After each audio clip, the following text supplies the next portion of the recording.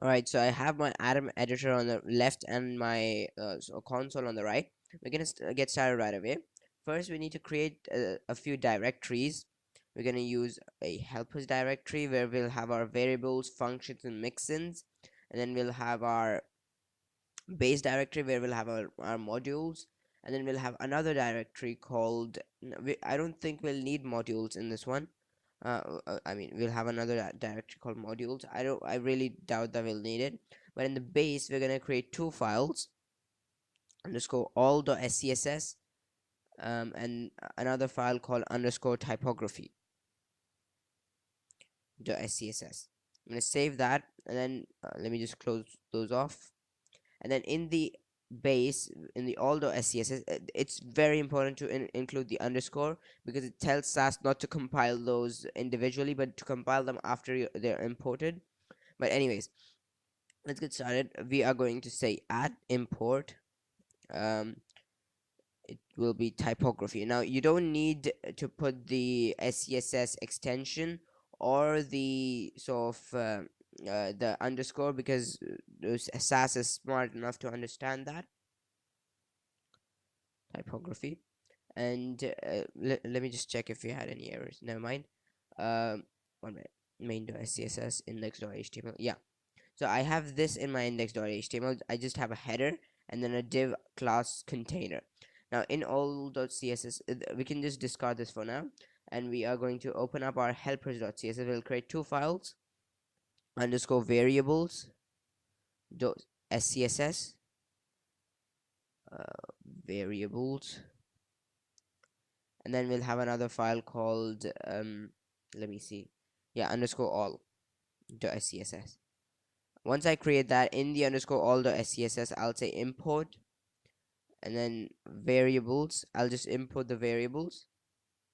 I'll save that, and in the main.scss we'll import all these files. So we'll say import base, actually first we have to include the variables, so we'll say helpers slash all, and then add import, and we're gonna say base slash all. Again, we don't need the underscore and the .scss extension. Now if I just compile this real quick, it should not give any errors, and in our main.css it should be empty. That's good. So now we can close our main.scss and open up our typography. In the typography, I'm going to real quickly set the margin to 0. Margin 0. I'm going to save that, and we will refresh. Alright, so that is good. Now if I go onto my browser and refresh, so there we have removed our margin. Now I will do some styling for the header. So we'll say header background color. Let's set the background color to #222. That's pretty dark actually. Oh, 1 minute. Yeah, we need. Okay, no, 1 minute. Let me just compile that again and refresh. There we go. We have a dark color. Now this is not very good, I know, but we will fix that. Don't worry. We'll do top 0. This is not a very good way of including anything on your sort of SCSS files, but we'll learn a much better way to get the border color and background color and everything. So I don't want. I might be using this color, this #222 many times. So I'll just create a variable. I'll call it background color, and I'll set it to #222. I'm gonna save that. If I can spell correctly, there we go. And I'll set this to $background color. Now the variables that are set in our the style sheets are really similar to the variables in PHP. Okay, so that works the same way. Now the next thing I'll be doing is I will just use my container class. Container, real quickly, we're gonna set a width of, let's just say 980 pixels, 980 px. Oops, px. This can be anything you want actually. And padding to be 10 pixels. Now if I save this and refresh, it'll not do anything. I need to set the margin first. Margin auto Now if I refresh, oops, okay, there has been some error. 1 minute. Oh yeah, I didn't compile it. There we go. If I refresh, there we go, we have a slightly better one. Now from Google Fonts, I will pull in a nice little style, sort of style sheet, I mean nice little font, and I like Lobster 2. We're gonna copy this.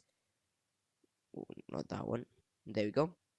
Now I'm going to import in normal 400 and bold 700. So now we have our at import script. I'll copy this, and in here we'll paste it into our typography right at the top. I'm gonna save that, and in the container we're gonna set our font family